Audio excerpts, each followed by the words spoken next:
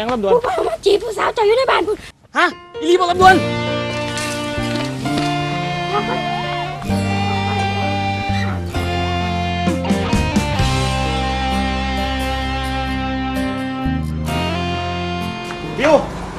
บิวคุยกันจังสิเขาเป็นแฟนกันไหมบอกใครบิวว่าสิว่าทีมง่าย ตอนนี้มันบ่แมนแล้วไอ้ยังหูบ่เป็นยังบิวคือทีมไอ้จนกระจนเอาเนี่ย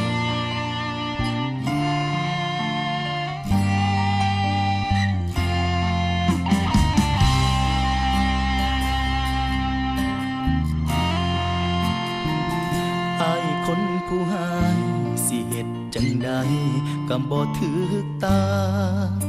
น้องลาเจ้าบ่หัวซาสิเหลือบตามาแนมเบิ่งใจหน้าคือจิโกเหล่าโทเหล่าขาวยามพอเอาใส่แต่ว่าทั้งเรื่องหัวใจคันใดมักไผบ่มีทิมป้าเจ้าอยู่ถึงฟ้าอายกะสมมานั่งท่าเฮาหอนอนาคตบ่แน่นอนบ่มีเงินก่อนนอนใต้เทียงนาเจ้ามักคนรอสีล้อรถเก๋งเจ๋งคักน้องว่าหอบเงินมาเต็มกะตามัดใจแก้วตาลืมอายคนจนหักอายเสียหลักยามเจ้าสิมีคันว่าสู้ดีก็เสิร์นขี่คอกันขึ้นสวรรค์โอ้นั่งห้องให้น้ำตาหวานเจ็บคักเบิดคำสิเว้านำเข้าไปตีเหล้าขาวแล้วนั่งกอดเงาเจ้าของคือบาสมน้ำหน้าเจ้าของย้อนเฮ็ดให้สู่ยางกันย้อนว่าไอ้ฮักเจ้าจนเบิดใจมามื้อนี้เจ้าสิจากไปจับคอนทุบใจไอ้แตกสลายฮักเจ้าสำใดสุดท้ายก็ถูกทิ่ม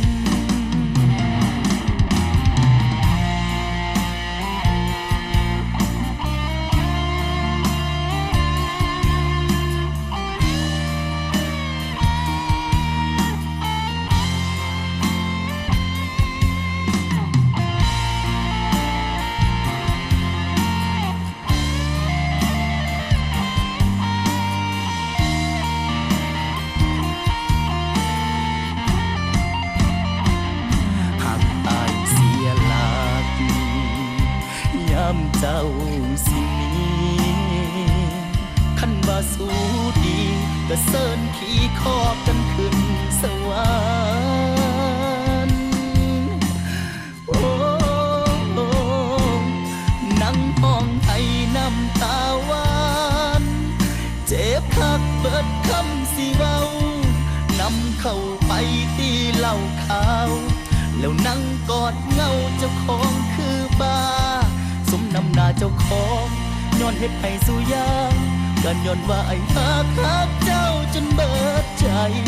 มามื้อนี้เจ้าสิจากไปจับคอนทุบใจไอ้แตกสลาย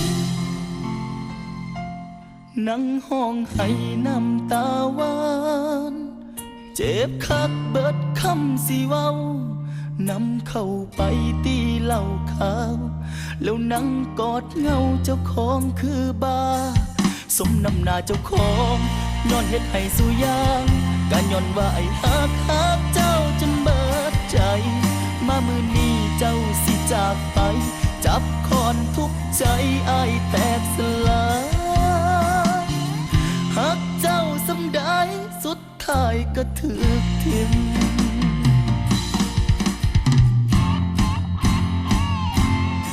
ก็ให้เจ้าไป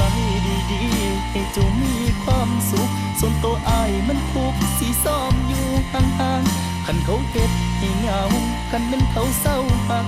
ไอ้สิคอยท่าหักเดินนานก็ให้เจ้าไปดีๆให้เจ้ามีความสุขส่วนตัวอ้ายมันทุกข์สิซ้อมอยู่ห่างๆ คันเขาเฮ็ดให้เหงาคันเป็นเขาเศร้าหักไอ้สิคอยท่าหักไอ้ยังหักเจ้าบ่จาง